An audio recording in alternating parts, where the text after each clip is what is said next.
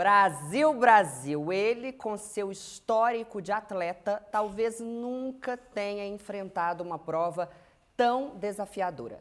Filho do senhor Percy e da dona Olinda, o meu entrevistado de hoje coloca Deus acima de tudo e o Brasil acima de todos. Tenho ao meu lado o 38º presidente da República Federativa do Brasil, Jair Messias Bolsonaro!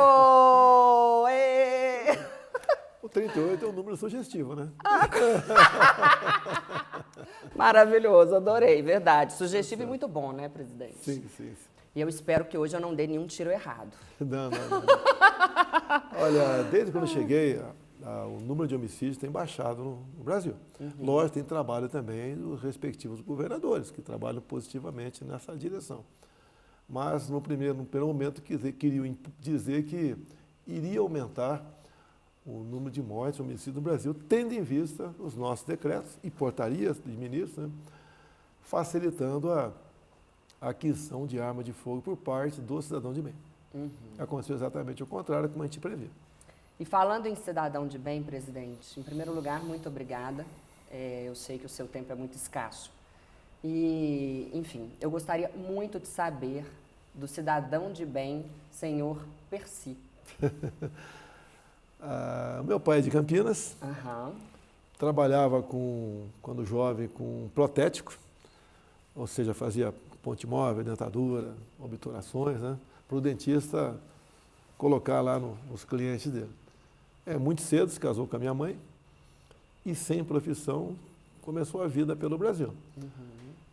E a situação financeira dele se complicou e ele resolveu ser dentista. Naquele tempo existia a figura do dentista prático. Era muito raro nas pequenas cidades ter um dentista. E meu pai foi dentista prático, basicamente no Vale do Rio Ribeira, na cidade de Ribeira, Sete Barras e Eldorado Paulista. E era um pescador também. Tinha muita traíra no Rio Ribeira de Iguape. E assim foi a sua vida, né? Quem cuidou da família foi minha mãe, que trabalhava o tempo todo. Ela era dona de casa. É dona de casa mesmo, 7 filhos, um atrás do outro. Acredito que um espaço de 15 meses entre um filho e outro. E era uma pessoa que tinha uma educação muito boa e nos ensinava o básico. Todos nós chegamos na escola com 6 anos de idade alfabetizados, sabendo ler e escrever graças ao trabalho da minha mãe, todos, sem exceção. O meu irmão mais velho era o grande disciplinador, que botava a molecada sempre para trabalhar. Eu lembro, era o segundo, né? O que eu lavava de fraldas não está no gibi. Eu lavava umas 50 por dia, porque não tinha fralda descartável. Tá? E era uma criança atrás da outra, né? Eu lembro que isso foi um trabalho muito grande que eu fiz na minha juventude, além de pescar para o meu sustento próprio. Que bacana. E o senhor era mais apegado ao senhor Percy ou à dona Olinda? A mais apegada é meu pai. Eu sempre estava com ele no consultório, né?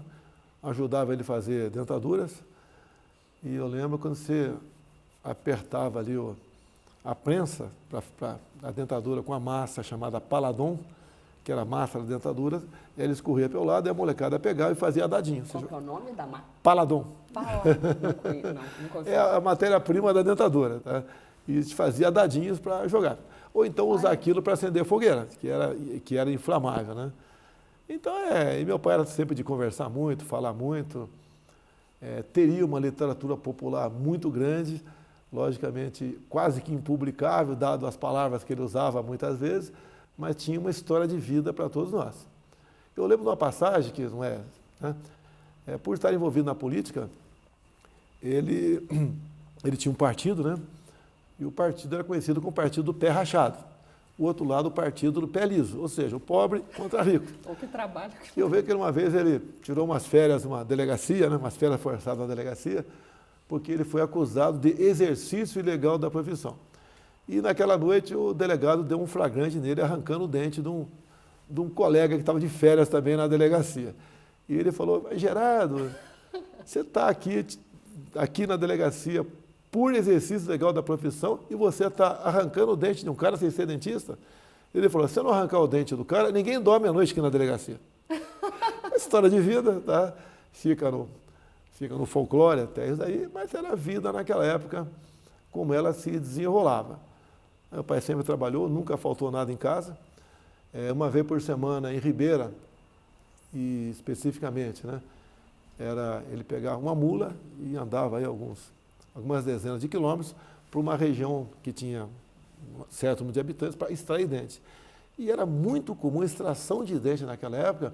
E nos locais mais afastados, o cidadão tinha toco na boca, né, tocos na boca. E geralmente tinha furava por baixo e pingava pus. Ou seja, a situação dessas pessoas era triste, né? Hoje em dia você não vê mais isso, você não vê ninguém mais com toco na boca e nem vazando pus, tendo de vista inflamação. E ele arrancava dente dessa forma. E deixo claro, naquela época, a asepsia, né?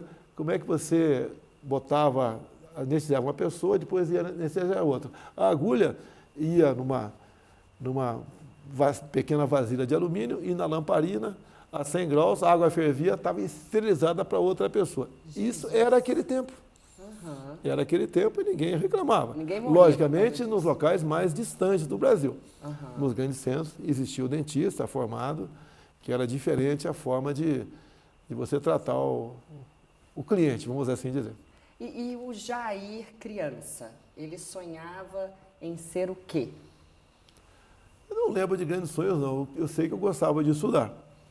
Eu tenho muito mais lembrança da minha vida em Eldorado Paulista, né? Em Ribeira, muito pouco, 7 Barras também muito pouco, mas em Eldorado Paulista, quando eu cheguei na casa dos 10, 11 anos de idade. Ali eu frequentava a biblioteca, estudava na enciclopédia Barça. Eu lembro que eu pescava, ganhava um dinheiro, toda semana comprava fascículos da enciclopédia, né? Que vendia numa banca de revista na cidade. Dá uma saudade dessa época, não dá? Era diferente. Não era? Era comum andar descalço, quando muito um quichute, né? Um bamba maioral. Era brincadeiras já diferentes. A televisão começou a chegar nos anos 70 em Eldorado Paulista, com uma torre de transmissão. Era preto e branco, cheio de chuvisco. Às vezes a imagem corria na vertical, na horizontal ou diagonal. Você sempre tinha um irmão Manu para correr lá fora, para mexer na antena. Colocar bombril? Colocar bombril também. Tá? E o controle remoto era uma vara de bambu com borracha na frente, e do sofá você mexia no canal e apertava botões. Mas era uma evolução daquela época. E a TV colorida era um papel celofane colorido e botava na tela. E assistia que ela era... E assim se vivia, né? E vivia, eu estudava bastante, gostava de estudar. E de quais matérias? Eu gosto muito de exatas. Eu não sou muito chegado nas humanas, não. Filosofia, no meu português, psicologia. Apesar de que o seu português é muito bom. Eu tinha dificuldade em português, daí eu fiz Instituto Universal Brasileiro por Correspondência. E aprendi realmente, né? Português é difícil para todo mundo, né? Mas aprendi o básico. Eu lembro da primeira lição de português, né? Artigo masculino singular. Começava do V0, início, né? E ia para frente. Também aprendi eletricidade pelo Instituto Universal Brasileiro por Correspondência. Comecei a colaborar com o jornal Estado de São Paulo em 1970, fazendo palavras cruzadas para publicação no jornal Estado de São Paulo. Eu tenho no meu gabinete aqui do lado, pode ver depois, tem algumas publicações ali que o próprio Estadão, depois que eu me elegi presidente, mandou para mim, né? Então, meu primeiro emprego também foi no Estado de São Paulo, que eu entregava jornais em Eldorado Paulista. Chegavam uns 30 exemplares, depois do almoço, né, que vinha de São Paulo, 200 e poucos quilômetros até Eldorado. A gente montava o jornal e entregava na minha bicicleta. E recebia meu dinheirinho todo mês. E daí, na época do ensino médio, de onde saiu a sua escolha profissional? Não, começou em 70, né? Como foi em 1970? Foi descoberta uma base de guerrilha do desertor Lamarca, lá no município de Eldorado Paulista. Tá. E ele passou pela praça, no dia 8 de maio de 1970, atirou lá, feriu 6 policiais, depois executou com requinte de crueldade o tenente Alberto Mendes Júnior, de 23 anos de idade, e fugiu até que ele foi preso acabou seus dias na Bahia. E o Exército, no dia seguinte, montou um acampamento ali em Eldorado Paulista, à margem do rio Ribeira de Iguape, e a garotada, com 15 anos de idade, né, conversava com os militares. E um me deu um papel escrito ICAM, Instrução, Concurso, Admissão e Matrícula. E eu prestei concurso para a Escola Preparatória de Cadeia do Exército, fui aprovado, Foi o primeiro aqui, ó. Primeiro aluno no curso de Educação Física também, que eu sei. Isso é depois. Isso depois. Passei no concurso. Quando cheguei em Campinas, eu já tinha o científico, que era o segundo grau hoje em dia. Eu não sabia disso. As informações eram muito difíceis naquela época. E daí estudei, no primeiro ano da Escola Preparatória de Cadeia do Exército, prestei concurso para a Academia em Resende no final do ano. Tá. Tinham 38 vagas no Brasil todo, fui aprovado e segui a carreira militar. De novo, o número 38. 38 vagas, está começando a marcar esse número aí. A gente precisa mudar esse número seu, hein? E existe alguma passagem da sua juventude? A pergunta é difícil. Se me perguntasse, eu não saberia responder, mas vou tentar. Existe alguma passagem da sua juventude para a qual o senhor gostaria de voltar agora? Passagem. Tem momentos que marcam a nossa vida, né? Dizem que a vida se faz de momentos. Momentos tristes ou momentos alegres, mas marcam, né? Eu tenho uma juventude marcada, depois como tenente do Exército também, de salvamento de pessoas morrendo afogadas. Em Eldorado Paulista, até hoje, quando eu vou lá, né? Sempre encontro com a minha idade, o tal de Lenine. Ele estava morrendo afogado no Rio Ibirapuera e eu consegui tirar dentro d'água. E depois, em 1978, uma outra passagem, entre tantas outras, também de um soldado conhecido como Negão Celso, que caiu numa corda, numa lagoa, e eu tirei dentro d'água ele. Isso me deu uma medalha chamada Medalha Pacificador com Palma pelo Exército Brasileiro. Ou seja, só ganha essa medalha quem arriscou a sua vida para defender a vida de terceiros, né? E isso aconteceu comigo. Isso marca a vida da gente. O que me marcou na educação foi um pequeno livro, bem fino, né? Chamado PERT, tá? Onde você aprende a priorizar tarefas, né? Até eu perguntei para uma menina da economia que estava comigo a semana passada, né? Se, por exemplo, fazer um leitão assado, você leva 4 horas no forno. Fazer o arroz, 30 minutos. Uma salada, 10 minutos. O que você começaria a fazer primeiro para você acabar mais rápido essa tarefa? Essa pergunta é para mim. Para você. Jesus, Maria, quem sou eu para entender alguma coisa de culinária? O que eu faria primeiro? Começa... Uai, o que você precisa cozinhar. É isso, claro, um pouco. Né? Aí depois as outras tarefas você encaixa. Se você começar a fazer um pouco, para depois fazer outra tarefa, ela vai ficar mais longa. Agora, é um conjunto de vetores, de linhas de tempo, que você aprende rapidamente, como esse primeiro exemplo simples, depois você parte para coisas mais complexas. Ajuda você a raciocinar. É igual aquela pessoa que começa a jogar xadrez. No começo pode ser chato. Eu, por coincidência, em Eldorado Paulista, tinha uma pessoa que ajudava nas aulas de um jogador de xadrez brasileiro, né? E ele me ensinou muita coisa ali que você começa a pensar jogadas à frente. Assim é a sua vida. Você está fazendo algo muito bacana agora, por exemplo, mas isso que você está fazendo, você tem que medir quais as consequências futuras daquilo, se serão boas ou não para você. Então ajuda a te disciplinar. Tá? Então, essas coisas marcam a tua vida. É a biblioteca, é um salvamento. E outra passagem que meu pai decidiu minha vida, eu fui convidado por um time da cidade de Cajamar, da Grande São Paulo, para integrar o time, porque a TV Bandeirantes naquela época divulgava um torneio chamado Desafio ao Galo. É um torneio, então, de bairros, né, ou de cidades, e de futebol. E eu, quando havia passado um concurso para a Escola Preparatória de Cadetes, eu falei, meu pai, eu acho que eu vou para o Desafio ao Galo. Ele falou, não, tu vai para o Exército. E falou só uma vez. Então, meu pai marcou minha vida em vários momentos. Um dos momentos foi esse. Também que entre o futebol, que não dava dinheiro naquela época, né? E a carreira militar, meu pai decidiu rapidamente para onde deveria ir. Senhor Percy. E o que moveu o senhor para a política? Olha, eu estava no Exército, não vou negar que não estava satisfeito com o que eu ganhava, com 3 filhos, né? E resolvi fazer uma matéria na revista Veja, sabendo das consequências. Então, no início de setembro de 86, na seção Ponto de Vista da revista Veja, essa matéria foi publicada. Eu estava lá fardado, com a boia na cabeça. Isso me valeu, obviamente, uma punição disciplinar. E isso marcou a minha vida. Isso foi em 86. Em 88, eu resolvi, então, disputar aí uma vaga na Câmara de Vereadores do Rio de Janeiro. Fui o mais votado do Partido Democrata Cristão, com 12 mil votos. Um outro eleito logo depois de mim foi um coronel médico do Exército, Ivani de Mello, já falecido, ficou em segundo lugar com 6 mil votos. Ali eu comecei minha carreira política, comecei a mudar a minha vida. Agora falo, a reclamação, sim, eu tinha, era a questão salarial do Exército Brasileiro, que resolvi externá-la na revista Veja, né? E mudou a minha vida completamente. Depois, eu disputei 2 anos depois uma vaga para a Câmara dos Deputados Federais e fui reeleito por sete vezes.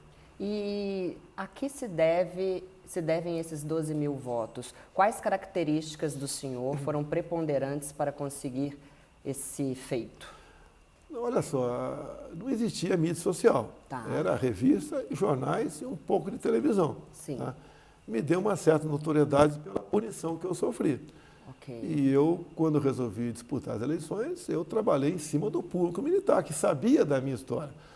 Um fato marcante, eu e mais 2 pessoas, de próprio punho, escrevemos 11 mil cartas e botamos no correio. Não tinha aquela história de computador, etiqueta, era no braço. O braço. Então era, obviamente, o destinatário, próprio punho, e dentro da carta uma xerox. Ajudou na minha campanha para me eleger vereador.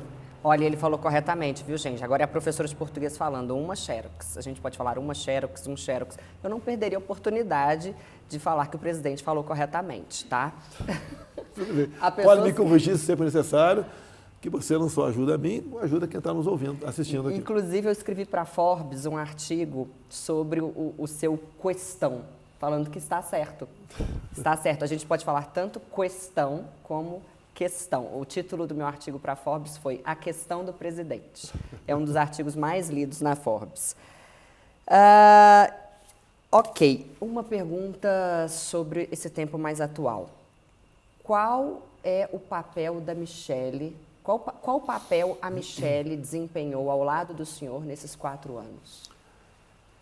Olha, primeiro, eu não levo problemas para casa. Eu não posso levar para casa problemas de combustível, de reajustes, de guerra na Ucrânia. Isso não leva para casa, senão você não tem vida, né? Ela tem a vida dela, familiar, e tem a vida também dela que você nota que não é forçado. Sim. Não é fácil você aprender Libras. Tá? Ela atende as pessoas surdas e com deficiência. E faz um trabalho muito grande aqui no Pátria Voluntária. Então esse é o papel dela, que é por ela, não é por mim. Ela tem um potencial muito grande, ela é bem vista pela sociedade, não pode ser candidata a nada pela legislação e faz a parte dela. É evangélica, de verdade, né? Cristã de verdade, e educa a nossa filha de 11 anos de idade e a dela, o primeiro relacionamento dela, que tem 20 anos de idade. Mas dá tempo de ter um romantismo, de exercer o papel de Jair marido? Como que fica? A minha fama, a minha imagem é diferente disso, né? Eu lembro quando eu conheci aqui, comecei a namorá-la, né? Daí ficamos noivos, daí algumas colegas diziam para ela, você vai apanhar dele. Porque a minha atuação na Câmara era realmente bastante firme. Afinal de contas, eu cheguei em 91, tinha acabado o regime militar e tinha uma turma grande de esquerda lá dentro. E quando viram o capitão Jair, resolveram me eleger como alvo deles lá dentro. Mas o capitão Jair, desculpa a interrupção, é muito diferente do homem Jair, do marido Jair. Então, lá dentro da Câmara, a minha fama ali era de bastante reativo, né? Às provocações. E nunca deixei de responder à altura às provocações que faziam, levando-se em conta o regime militar, que para mim foi um marco no Brasil. Por exemplo, você elimina as obras do período militar. O Brasil deixa de existir. Tá? E foi um momento realmente de progresso para o nosso Brasil. Depois entregamos aí de forma pacífica para as eleições, né? E se elegeu aí o primeiro Tancredo Neves, assumiu o vice, no lugar dele, e a história vem até 2018, que a gente via como é que estava sendo conduzido o Brasil. Eu falo uma coisa muito importante sempre, né? Tem a ver com combustível. O endividamento da Petrobras, na época PT, Lula e Dilma, chegou na casa dos 900 bilhões de reais. Isso dá para você fazer 60 vezes a transposição do Rio São Francisco. E é uma conta que você está pagando com desinvestimento, que é vendendo o patrimônio da Petrobras. Então, um exemplo só de uma empresa, né, que era administrada pelo PT, para onde ela estava caminhando. Passou a ser a empresa mais endividada do mundo. E a conta dessa falta de governo, todos nós estamos pagando até hoje e sentindo no bolso. Sim, mas então o Jair, que tanto fala e que tanto faz e que tanto acontece fora de casa, dentro de casa, é um Jair completamente diferente. Eu não posso falar de mim, tem que perguntar para a dona Michele isso aí, né? Vocês estão vendo, né? Eu estou tentando, aí ele foi lá, ele foi até a ditadura, ele voltou, eu voltei para a pergunta. Não, ela não reclama. Maravilha! Adorei. Agora, o Jair pai, eu gostaria de saber o seguinte, o senhor teve os seus filhos em uma outra época, em uma época muito diferente da época em que você está criando agora a Laura. Existe, qual a maior diferença, e eu gostaria de saber também se o senhor se sente, talvez, não sei, pelo peso de ser o presidente da República, como é ser esse pai hoje em dia? É muito mais complicado? Dá tempo? O senhor consegue? Como é? No passado, o meu primeiro filho nasceu em 81, tá? Era mais apegado. O mais velho é qual dos três? É o Flávio. Era mais apegado com a gente, não tinha... Hoje, muitas vezes, você está até almoçando, está os filhos mexendo aí nas mídias sociais, né? Está ali no Zap. Naquela época era diferente, então era mais chegado a você, né? Hoje em dia é mais diferente essa questão. Você tem que ter tato até para conversar com o mais jovem. Mas, eu deixo bem claro, a educação da Laura está muito mais voltada para a Michele do que para mim. Claro. Até por ser menina, né? E falando em perda, o senhor perdeu recentemente a sua mãe, a dona Olinda. Qual é a falta que ela mais faz para o senhor? Olha, a falta foi a gente nunca esquece, na nossa juventude, né? Depois que eu entrei no Exército, obviamente, passamos a ter pouco contato. Eu lembro lá, quando cursava a Academia Militar das Agulhas Negras, mandava uma carta para ela e 10 dias depois, ou 15, recebia uma resposta dela. Então, não era mais aquela mãe presente o tempo todo. Ela sempre foi uma pessoa excepcional no trato aí dos filhos. E depois o tempo passou, veio o falecimento dela, já estava, apesar de ser esperado, né, faz parte aí da nossa vida, é um baque para todos nós, pela mãe que ela foi. 7 filhos, 12 de parto, no mais, raramente ela tinha uma pessoa para ajudar em casa. É uma mãe que realmente educou todo mundo. Mãe raiz. Mãe raiz. A vida dela era aliviada porque eu lavava as fraldas, né? Maravilhoso. No resto, a barra era pesada para ela. E ela morou em várias cidades. Imagine, ela perdeu um filho muito cedo, né? Mas meia dúzia que ela, basicamente, foi responsável pela educação. Em grande parte, né, os professores daquela época, que tinham como exercer sua autoridade em sala de aula. Sim. Hoje fica mais difícil isso daí. E até pelo tipo de material escolar. Naquele tempo, o material escolar é bem diferente do que é hoje. Estamos mudando, voltando a ser um pouco o que era aquilo. E agora, pela primeira vez, né, o material didático é realmente feito pela nossa gestão. Que o que foi contratado atrás tem validade de 3 anos. Você não pode chegar e jogar fora aquilo e pegar novo tipo de material escolar. Estamos fazendo um trabalho fantástico. Eu espero que na próxima live mostre os livros nossos agora, realmente, que estamos distribuindo para as escolas do Brasil todo, que é uma diferença gritante do que existia até há pouco tempo, muito voltado para ideologia de gênero ou uma massificação ideológica em sala de aula. Okay? Ideologia de gênero, como combater? Olha, eu acredito que a minha ascensão na política começou com isso em 2010. Sim. Eu combatendo isso aí. Eu tive acesso a uma audiência numa comissão da Câmara, né, chamada, presta atenção, 9º Seminário LGBT Infantil. Dá para imaginar? Eu tive acesso a esse material e fui para a tribuna, que é o meu direito, né? Entendo que mais que direito é meu dever mostrar o que era aquilo.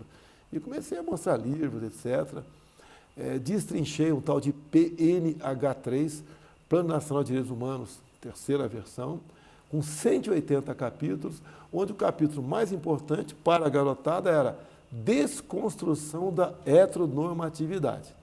Então, isso que me deu projeção na Câmara, porque, num primeiro momento, que era o final de 2010, o que acontece? Metade da Câmara não foi reeleita, o pessoal desliga, né? A outra metade reeleita espera o ano que vem. E eu comecei a bater desde o final de novembro e entrei o ano de 2011 tocando nesse assunto. Houve uma curiosidade muito grande por parte da bancada evangélica, que rapidamente ficou do nosso lado, e deu para eu ficar do lado da bancada evangélica, que era enorme, e nós começamos a combater isso aí. Então, começamos a combater a ideologia de gênero em 2010, que nada acontece de uma hora para outra. Tá? E isso aconteceu e vinha acontecendo. Então, eu não vou dizer que tivemos sucesso, mas brecamos muita coisa. Eu fui convidado para muitos programas de televisão, com a Luciana Gimenez, com outros canais, como Caso de Família, etc., onde a temperatura subia, a gente começava a mostrar à população para onde estavam conduzindo a nossa juventude. Eu achava, e acho até hoje, que é uma covardia se usar o espaço escolar para um professor ou professora dizer para o Joãozinho de 6 anos, ou para a dona Mariazinha da mesma idade, que ele pode ser menina e ela pode ser menino no futuro. Eu te pergunto, o que leva isso aí? Leva aonde uma questão dessa aí? Ao emborrecimento da garotada, né? E também ao desentrosamento familiar, ao agredir a família brasileira, que é a base da sociedade. Isso faz parte da esquerda no mundo todo. Quem era presidente em 2010? Lula. Quem em 2011? Dilma.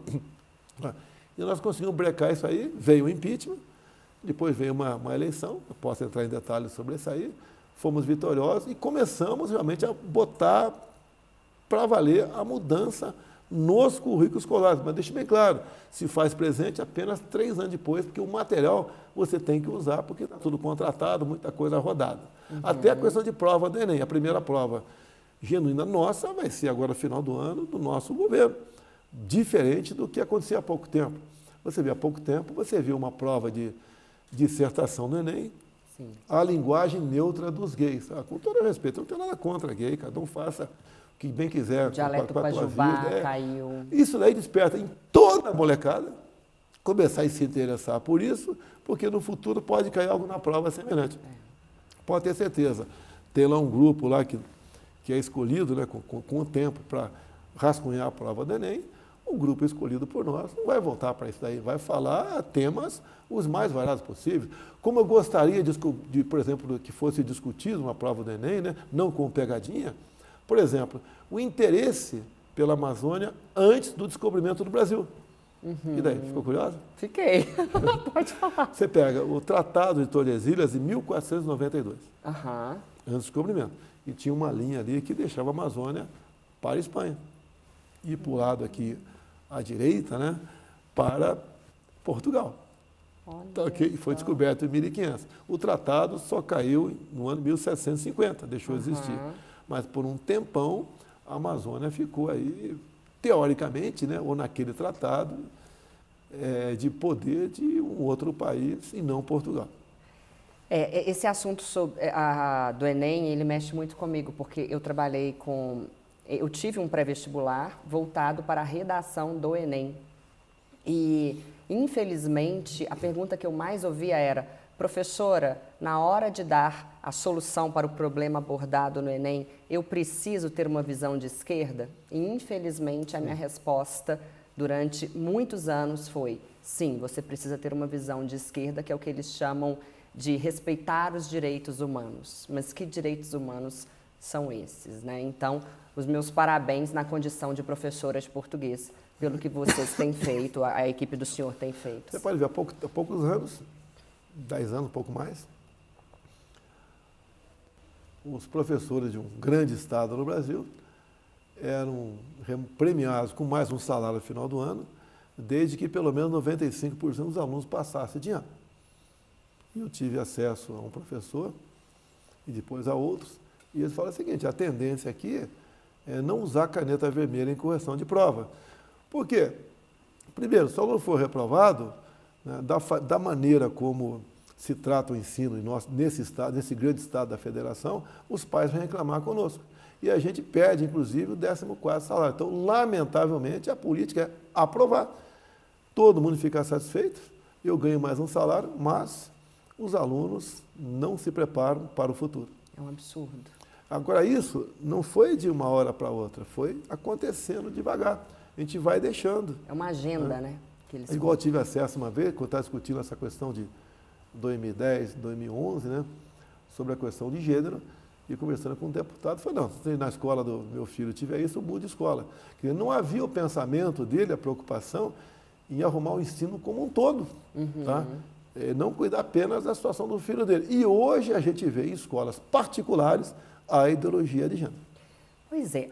Sobre o dialeto não binário, a linguagem neutra, a França já se pronunciou faz tempo e o ministro nacional da Educação francesa proibiu a utilização do dialeto não binário nas escolas, nas faculdades e nos documentos públicos. Até onde eu sei, outros países estão caminhando em sentido oposto, aprovando esse dialeto. O que o senhor vê como futuro disso no Brasil?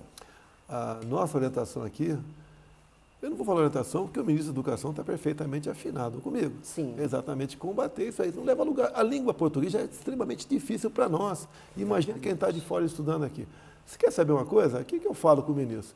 Quando o cara vai começar se dirigir a um público, bom dia a todos e todas. Isso não existe.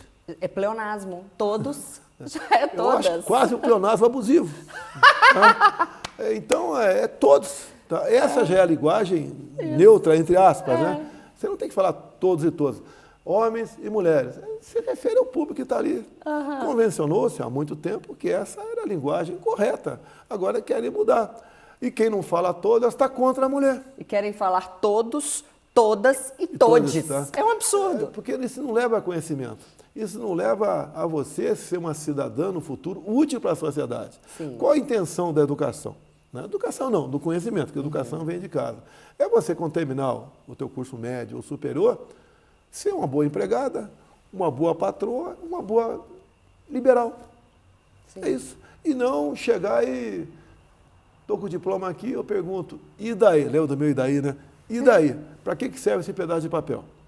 É a mesma coisa, você vai lá no meu tempo, você queria contratar alguém, por exemplo, para dirigir um jipe na tua fazenda. Eu botava o cara sentado no jipe com a carteira de habilitação, se arranhasse a marcha, você não contratava. Então não basta a carteira de habilitação ou o diploma em si. Eu posso dar um exemplo de diploma para você, meu particular. Eu fui atrás.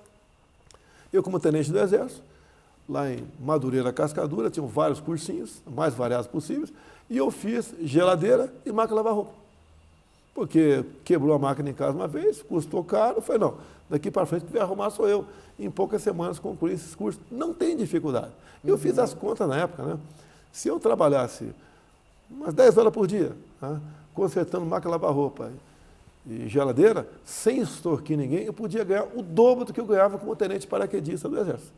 Então, tudo está à sua frente e você tem que saber como usar isso aí. Não é ao você ter sucesso em alguma coisa, eleger o responsável por aquele insucesso. A culpa é do meu pai, a culpa do vizinho, a culpa do presidente, que é muito comum, né? Aumentou a gasolina, a culpa do presidente. O cara não quer saber que grande parte dos governadores falaram, ó, fica em casa que a economia te vê depois, chegou a conta. Não quer saber de uma guerra do outro lado do mundo, que tem consequências no mundo todo também. Ele quer eleger um responsável pelo seu insucesso. Não é assim. O primeiro responsável pelo seu insucesso é você. Quantas vezes eu tirei uma nota não muito boa na escola e eu vou culpar quem? Eu tenho que estudar melhor, com mais método, né? Com mais dedicação. E graças a isso, sem fazer cursinhos, né? Porque o cursinho que eu fiz não era para concurso, foi o português e eletricidade. Consegui ser aprovado num concurso difícil para a Escola Preparatória de Cadeia do Exército, bem como também fiz concurso para a Academia Militar da Agulha Negra. E depois fiz um curso, entre outros cursos, fiz Educação Física no Exército, que era um curso muito requerido, né? Os militares quase todos queriam fazê-lo. E entre 45 tenentes, a maioria tenentes, poucos capitães, eu fui o primeiro lugar. Ó, dessa vez não foi entre 38, foi entre 45. Uma pergunta, o senhor se destacou, conseguiu os 12 mil votos, depois de um problema que o senhor teve e escreveu o artigo e tal. Muito mais tarde, o senhor sofreu o atentado, a facada, e a pergunta é, lá atrás, o problema que o senhor teve ajudou o senhor a se eleger. A facada ajudou na visão do senhor, sim ou não? Primeira coisa, eu decidi ser candidato a presidente em novembro de 2014. E isso prova num vídeo que está aí no YouTube, Sim. lá na Academia Militar das Agulhas Negras, me referindo ali a aproximadamente 500 jovens que se foram declarados aspirantes naquele dia. Né? Eu falei para eles que ia tentar mudar o Brasil com a candidatura, poderia morrer pelo caminho, tá? Falei isso aí. Sim. E por que eu resolvi em 2014? Com a reeleição da senhora Dilma Rousseff. Eu falei, o Brasil vai para onde com esse tipo de gente? Com esse perfil de esquerda dessas pessoas. Sim. Imagine, na minha cabeça, quem porventura conversou comigo, alguma coisa nesse sentido naquela época, achar que eu estava maluco. Então, eu resolvi vir candidato. E em 2015, eu comecei a andar pelo Brasil. Em 2016, aprofundei essa minha agenda de pré-candidato pelo Brasil. Comecei a ter uma aceitação muito grande, né? Fazia palestras, conversava às vezes com 1000 pessoas, às vezes passava 2 horas tirando fotografia, e a imprensa não mostrava nada, tá? Nada. Até que chegou aí o dia meia dúzia de setembro de 2018. Eu vou chutar para você, umas 40 mil pessoas na Praça Halfed, lá em Juiz de Fora. Procurei meu colete, não achei. Geralmente botava um colete. Não ia me livrar da facada, que o colete era prova de bala, mas ia entrar uns 4 centímetros a menos, né, a faca. E aconteceu. Aconteceu, eu já estava bastante conhecido no Brasil. Eu já tinha ultrapassado estava nos 2 dígitos em pesquisa, apesar de não acreditar em pesquisa, que todas diziam que eu não iria para o segundo turno, e se fosse, né, perderia para qualquer um dos candidatos. E aconteceu a facada. A facada, obviamente, comoveu a todos. Sim. E foi uma facada de verdade. Não é como alguma esquerda diz, não tire sangue. Olha, uma facada na barriga, não tem sangue. O senhor já chegou a mostrar a Já. cicatriz, Posso não te é? mostrar aqui de novo? A gente quer, gente. Mas a barriga está um pouco grande, né?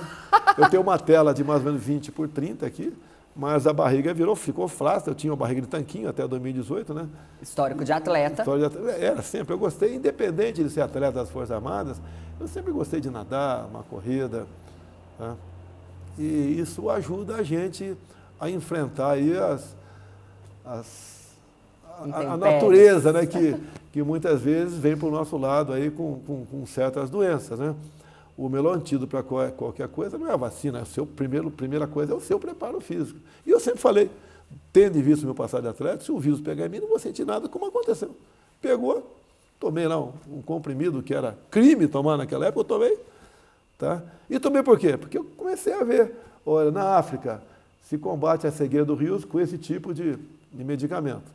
Também na África se combate a malária com esse tipo de medicamento. E por coincidência, o número de mortes está lá embaixo. Quer dizer, tem uma coisa a ver com outra. Conversei com gente que interessava, né, no Brasil todo, sobre o tratamento precoce. E quando tive, tomei no dia seguinte, estava bom. Assim como aqui nesse prédio que você está, mais de 200 pessoas contraíram o vírus, foram no posto médico, foram tratados com esse medicamento, né, com um ou com outro. Ninguém sequer foi para o hospital. Uma mulher morreu, que estava em home office, estava em casa, não tomou medicamento e acabou falecendo. Se ela estivesse aqui, com toda certeza, não estivesse em casa, ela teria, ao ouvir colegas aqui, teria tomado aquilo que tinha no momento. Porque o que aconteceu nessa questão do Covid? Tiraram do médico a sua liberdade. O médico tem a liberdade para receitar para você algo que você está morrendo, né? Não comprovado cientificamente, porque é algo inédito, ninguém sabia nada sobre a Covid. Sim. Assim você pode ver, eu sempre dou um exemplo de algo não comprovado cientificamente que curou muitas vidas. Você, por exemplo, se tiver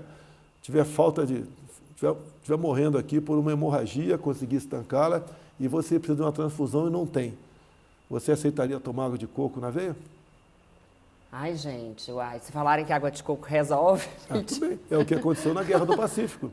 Os militares chegavam feridos, não tinha mais quem tivesse sangue disponível para doar, e os médicos começaram a botar água de coco na veia dele. E resolveu o problema. O interessante é que eu vim entrevistar o presidente, e o presidente está me fazendo perguntas um tanto quanto diferentes. Então, essa é a vida. Você pode ver uma coisa da vida, né? Os remédios, uma parte considerável, são descobertos por acaso. Sim, verdade. Tá? É verdade. Até a questão da disfunção erétil foi por acaso. Ah, foi? Estavam procurando um medicamento para combater não sei o que lá, de repente viram que os velhinhos passavam enfermeira perto dele e ficava tudo querendo sair da cama. Daí foram ver. Mentira, eu não sabia disso Daí não. veio o princípio ativo aí do Cialis, do Viagra, tá? Foi por acaso, não foi para aquilo. E isso acontece, você conversar com médicos, né? Eu não sou estudioso dessa área, eles dizem para você que muita coisa é por acaso. Então, na visão do senhor, a facada, ela comoveu as pessoas, Sim. mas obviamente havia todo um trabalho anterior a ela que não pode ser Não. negligenciado. Olha só, você vê, se você buscar no YouTube, de 2 anos antes das eleições, a quantidade de pessoas que me recebiam nos aeroportos. Eu tinha espaço em jornais pequenos. A grande mídia raramente publicava alguma coisa. Eu lembro que essa grande mídia brasileira, quando eu estava em Ribeirão Preto, apareceu uma menina lá que espremeu um ovo no meu peito, aquilo deu o Jornal Nacional à noite. Tá? Agora, o fato em si de eu reunir milhares de pessoas, não. Eu estava em Porto Alegre uma vez, né? São 2 anos antes das eleições. Apareceu um cara lá, LGBT, e jogou um saco de purpurina na minha cabeça. Aquilo deu televisão. Agora, o que eu falei, o que eu discuti, porque não era apenas eu chegar, eu sou isso, eu sou candidato, estamos juntos. Não é só isso. Mostrando a realidade. 2 anos antes das eleições, eu falava, por exemplo, em nióbio e grafeno. Eu era simplesmente ridicularizado pela mídia brasileira quando falava uma coisa a respeito disso. Hoje você vê que é uma realidade. Sim. O Brasil já tem, no ciclotron em Campinas, uma pequena bateria de nióbio, tá, que está sendo aperfeiçoada para também, na sua composição, entrar o grafeno. O que vai levar essa chamada super bateria, que eu entendo que em poucos anos, né, ela será uma realidade, tendo em vista a evolução lá em Campinas. Será uma revolução na indústria automobilística, porque é uma bateria que em poucos minutos ela pode ser recarregável. Por que essa atual não permite? Que em poucos minutos ela superaquece e explode, essa outra não. Então você pode, ao parar num restaurante na pista, ir lá tomar um café, comer um lanche, e quando você voltar, o teu carro tem mais uma autonomia para mais 400 quilômetros. Será algo fantástico. E talvez em casa você possa reabastecer sempre o seu carro, né? Ou uma bateria reserva com placas fotovoltaicas, você pode ter um telhado para casa. Então, é uma revolução a curto prazo, por que não? Tive com o Elon Musk há pouco tempo. Nós sabemos que uma das atividades dele é o carro elétrico, além do sonho de levar o homem para o espaço, né? Mas o carro elétrico é uma revolução fantástica. E o Brasil está na vanguarda disso. Lá atrás, era atacado um tocante esse aí. Hoje não. E você pode ver que o Brasil é esse, onde só nós praticamente temos o nióbio. Não podemos continuar fazendo novos contratos para exportar nióbio como in natura, como commodity, in natura. Você tem que agregar valor em seu país. Nós podemos ser aqui o que é todo o Golfo, toda a região do petróleo, né? Aqui no Brasil, concentrado no nióbio, que é o único material do mundo, no momento, recomendado para essa super bateria, que será, repito, uma revolução fantástica no transporte no Brasil e no mundo. Amém. O senhor se inspirou ou se inspira em algum político brasileiro ou não brasileiro? Eu, quando cheguei em 91, tinha nomes conhecidos lá no parlamento, né? O meu político pode não gostar. Eu gostei do trabalho do Médici no passado, tá? Gosto do Margaret Thatcher, entre outros políticos americanos, tá? Mas não sou um seguidor, né, inveterado dessas pessoas. Pego ali algumas coisas importantes dele, a sua vida, o seu caráter, a sua forma de se dirigir à nação e procuro. No caso da Margaret Thatcher, por exemplo. São as pessoas que conduziram a política do seu país, né, e eram reconhecidas no mundo todo, diferentemente de hoje. Você vê, olha uma coisa impressionante, né, para dar um nó na cabeça das pessoas. Estive na Rússia há 3 meses, conversando com o Putin, foi antes da guerra, né, para tratar da questão de fertilizantes pelo Brasil, que o problema de fertilizantes começou há mais de 1 ano. e tínhamos problemas ia começar problema de abastecimento para nós. O preço subiu assustadoramente no mundo todo, não é só no Brasil. E tratei com ele essa questão. E no momento, nós fomos para uma coletiva com a imprensa, só que lá a imprensa não pergunta nada para a gente. Tá? É a regra do jogo e estamos juntos e ponto final. É igual eu entro na casa do japonês. Se ele quiser que eu tire o sapato, eu vou tirar. Se ele não quiser que eu tire, eu não vou na casa dele. É a cultura, a educação dele. Tá. Fomos e ali eu agradeci o Putin, porque por 2 momentos, onde a relativização da soberania da Amazônia estava em jogo, e ele tomou a posição com o poder de veto e falou, a Amazônia é do Brasil, não discute esse assunto aqui. Agora, por outro lado, você vê que o governo americano, francês, canadense, do Reino Unido, entre outros países, sueco, o tempo todo querem dizer que a Amazônia não é nossa, que ela é patrimônio da humanidade. Costuma dizer que eles estão de olho, né, nas girafas e hipopótamos da Amazônia, com toda certeza. Lá é um local que você tem uma biodiversidade incomparável. Você pode, via de biodiversidade, não só descobrir cura, né, medicamentos para algumas doenças, como suprimir etapas para a cura de outras doenças. Você tem riquezas minerais incalculáveis. Só o estado de Roraima tem uma tabela periódica embaixo da terra. Você tem também água potável em abundância. Você tem áreas maravilhosas no tocante aí ao turismo. Até o Musk, ele queria, na verdade, vir para cá, agora posso falar, né? Antes, em março, mas como eclodiu a guerra, ele tem um contrato que não podia sair dos Estados Unidos. Agora, ele ficou mais à vontade para dar uns tiros por aí. E deixa bem claro, ele raramente sai dos Estados Unidos e não fala com qualquer um chefe de Estado. Sim. Até eu falei para ela, vindo para o Brasil novamente, né? Vem aí com o seu hidroavião. Dele entendeu. O meu, eu falei, não, eu não tenho nada. Eu não tenho nenhum teco-teco com o seu hidroavião, porque a Amazônia toda é uma pista de pouso. E, a questão de 1 ano e meio, o ministro Tarcísio fez uma evolução também na habilitação de pilotos para hidroavião. Então, já começa e vai se potencializar, com toda certeza, o transporte, né, por hidroaviões na região amazônica. Isso é muito bom, que vai ajudar a mostrar para o mundo que a Amazônia não pega fogo. Se você chegar na Amazônia agora de helicóptero, né, e no coração dela jogar um tambor, 200 litros de gasolina e tocar fogo, o fogo vai se acabar quando acabar o combustível. Não vai pegar fogo. Então é uma mentira quando falo que a Amazônia está ardendo em fogo. Arde sim na periferia, em áreas que são permitidas e outras áreas que não, que nós procuramos combater. Estamos chegando ao fim e eu preciso fazer uma pergunta. O senhor é duramente atacado por diversas vias e eu imagino que não seja fácil estar na pele do senhor. Valeu a pena até aqui? Valeu, porque se tivesse no meu lugar, o que ficou em segundo lugar, e seguiria o que os governadores de esquerda fizeram, o Brasil teria simplesmente se acabado. Estaria numa situação talvez pior do que a Venezuela. Tentaram pressionar durante a pandemia para fazer um lockdown nacional. Eu não aceitei. E se viesse uma ordem, eu não cumpriria. Porque eu sempre disse no começo, você tem que combater o vírus e também o desemprego, que o desemprego também mata. E você pode ver, mesmo eu pressionando contra o lockdown, tá, muitos governadores fizeram, quase jogaram na lona a nossa economia, estão pagando um preço alto agora aqui. E uma coisa muito importante que interessa para todo o povo brasileiro, para se orgulhar do seu homem e mulher do campo. Tá?